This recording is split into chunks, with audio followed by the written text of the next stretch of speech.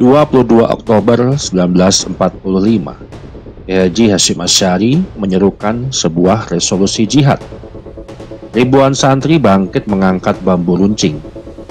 Tapi pertanyaannya, di manakah Ba'alawi saat itu? Ketika Kiai turun ke medan perang, sebagian justru sibuk mengajarkan garis nasab dan gelar habaib. Hari santri lahir dari darah perjuangan, tapi dari Ba'alawi lahir seorang muhibin, pengikut spiritual yang dibentuk bukan di medan jihad, tapi di lingkaran sosial yang eksklusif. Inilah sejarah yang tak pernah diakui dan mungkin tak ingin juga diakui.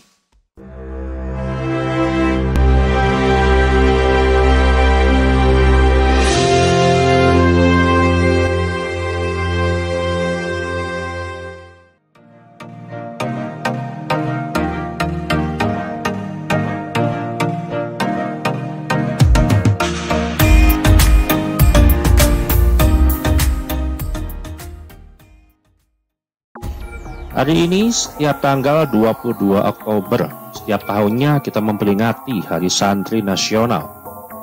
Tak banyak yang tahu hari ini bukan sekedar perayaan sarung dan sorban. Hari Santri adalah simbol lahirnya resolusi jihad, sebuah seruan yang mengguncang, penjajah dan melahirkan semangat perlawanan dari Surabaya ke seluruh Nusantara. Kiai Haji Hasyim Asy'ari yang memimpin gerakan ini.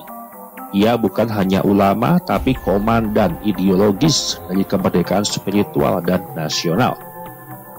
Namun, di sisi lain, ada golongan yang seolah-olah tak tersentuh oleh bara jihad ini.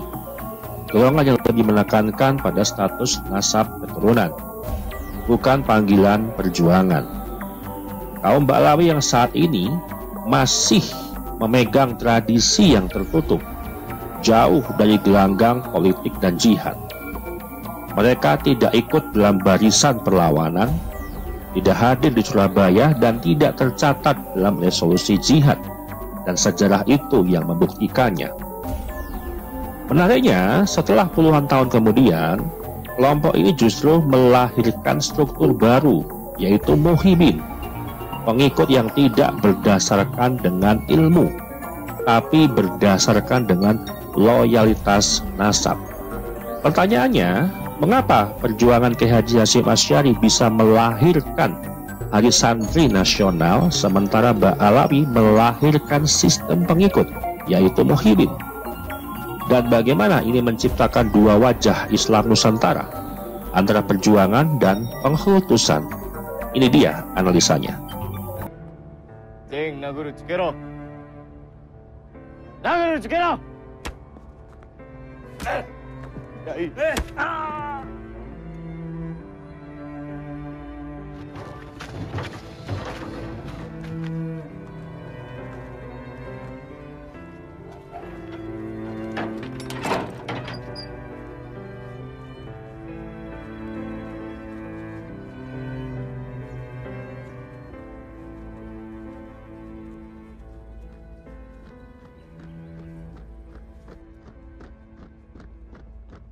Taicho, どうか歓迎のしてください。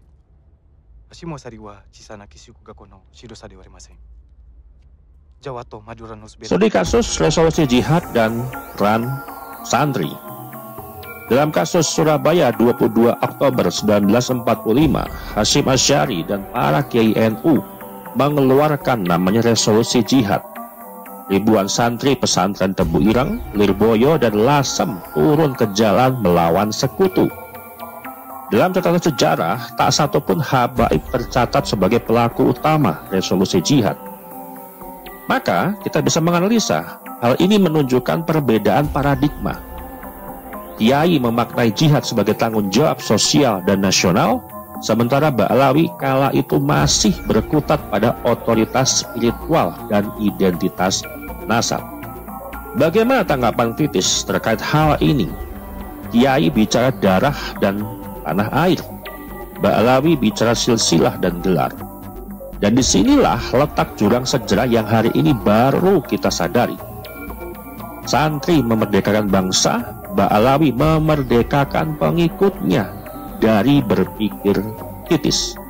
Kemudian studi kasus bagaimana politik dan kultur Ba'alawi. Pada masa revolusi, banyak habaib memilih tinggal di daerah pesisir dan terlibat dalam dakwah tertutup. Sebagian bahkan menjauh dari sistem politik dengan alasan menjaga kehormatan keturunan Rasul. Bagaimana kita bisa menganalisa masa lalu? Sikap apolitis ini menjadi akar dan ketertinggalan ideologis Ba'alawi dalam sejarah perjuangan Indonesia. Mereka tidak terlibat sama sekali dalam perumusan NKRI, tidak dalam pertempuran Surabaya, bahkan tidak dalam Muktamar NU di waktu awal dulu. Bagaimana tanggapan kritis terkait hal ini? Ketika bangsa Indonesia berperang untuk merdeka, Ba'alawi berdiam diri atas nama nasab. Tapi setelah merdeka, mereka kembali tampil sebagai simbol agama. Inilah namanya paradoks sejarah. Absen dalam jihad, hadir dalam klaim kemuliaan. Nah, kemudian bagaimana studi kasus terkait kelahiran Muhyiddin? Kiai melahirkan Hari Santri, Ba'alawi melahirkan Muhyiddin. Istilah Muhyiddin muncul pasca tahun 1970-an di kalangan Ba'alawi, terutama dalam tarekat dan majelis zikir. Ia menjadi istilah untuk mereka yang bukan Ba'alawi tetapi menjadi pengikut setia. Bagaimana kita bisa menganalisanya? Konsep ini menggantikan jihad sosial menjadi jihad loyalitas. Alih-alih mengajak berpikir dan berjuang, Muhyiddin diarahkan untuk mengagungkan habaib, bukan memahami agama. Dan bagaimana tanggapan kritis terkait hal ini? Hari Santri lahir dari jihad, Muhyiddin lahir dari ketundukan.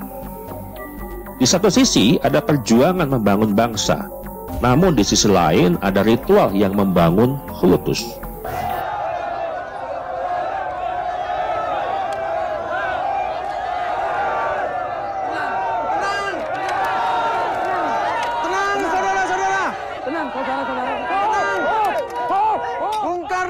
Hatta telah sepakat dengan pihak sekutu untuk gencatan senjata. Jangan ingkari kesepakatan itu, karena itu membuat nama baik kita hilang dan tidak dipercaya lagi oleh negara.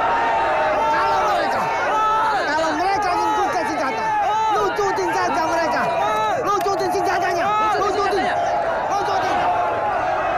Kemudian bagaimana studi kasus Hari Santri versus identitas nasab yang kita lihat dan kita pahami fenomena hari ini? Hari Santri diperingati secara nasional, dihadiri presiden, tokoh lintas agama, dan masyarakat. Namun, sebagai kelompok habaib sering bersikap dingin, bahkan tak terlibat aktif dalam perayaan itu. Namun aktif ketika kita bicara event-event haul yang diperingati setiap tahunnya, dengan mengklaim haul nama kota besar di daerah Jawa. Ini bukan sekedar perbedaan pandangan, tapi perbedaan nilai.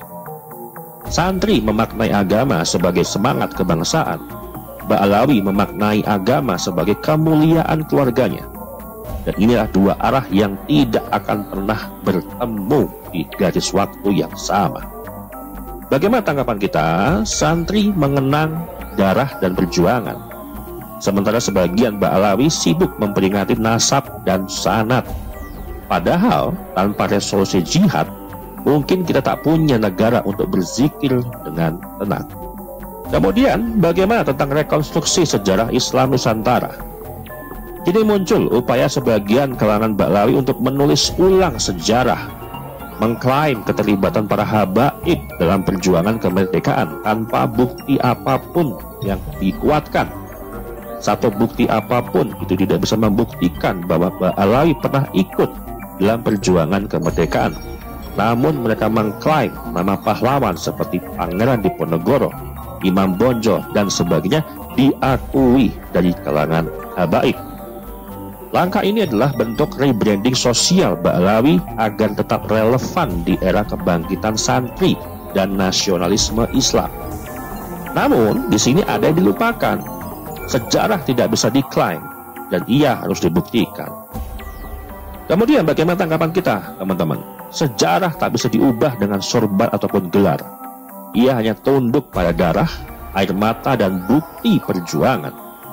Kiai Haji Hasyim Asy'ari menulis sejarah dengan fatwa jihad, sementara Ba'alawi baru menulis catatan tentang siapa keturunan siapa. Ketika Kiai Haji Hasyim Asy'ari menyerukan resolusi jihad, beliau tidak menanyakan siapa keturunan siapa. Beliau hanya bertanya siapa yang siap untuk berjuang. Maka Hari Santri bukan sekedar seremoni, tapi peringatan bahwa Islam Nusantara lahir dari keringat para kiai dan santri, bukan dari silsilah, tapi dari pengorbanan. Dan jika kita hari ini masih sibuk memuja nasab daripada meneladani jihad, mungkin kita sedang lupa siapa yang sebenarnya mewarisi semangat Rasul, yang berjuang bukan yang dikultuskan. Demikian dari saya. Terima kasih.